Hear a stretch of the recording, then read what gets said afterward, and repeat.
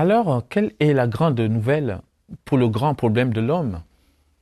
Paul nous donne l'essence de cette bonne nouvelle dans Romains 1, 2, 7. Cette nouvelle n'est pas celle qu'on lirait dans un journal. Elle n'est pas non plus une nouvelle télévisée. Elle ne figure pas sur un blog, sur Internet. Cette nouvelle est unique. C'est une personne vivante, Jésus-Christ. Il est la bonne nouvelle.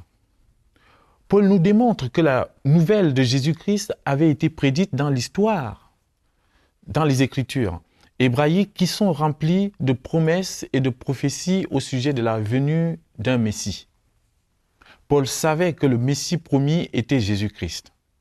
Il se réfère à l'histoire elle-même pour témoigner du fait que Jésus-Christ était celui choisi de Dieu, différent de tout autre homme. À parler humainement, Jésus-Christ était un fils de David, donc le roi humain des Juifs.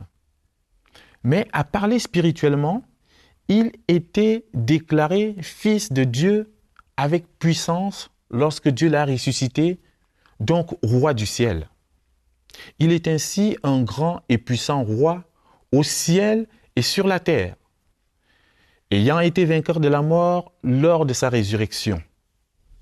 La grande nouvelle de Dieu dans Romains 1,8 nous dit comment Jésus-Christ était le héros ultime, le seul qui ait vaincu le péché par sa mort sacrificielle sur la croix.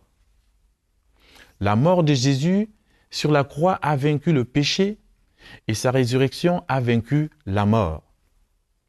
Ainsi, Jésus-Christ demeure le seul héros ultime, ayant vaincu les deux plus grands ennemis de l'humanité, le péché et la mort.